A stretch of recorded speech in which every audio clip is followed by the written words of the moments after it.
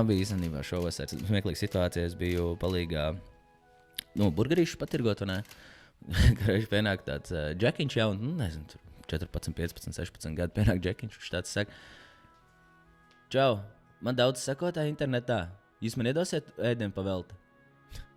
Es saku, kā, kur, kas? Viņš saka, kā, man daudz sekotāji. Jūs uztaisīsies man ēdienu?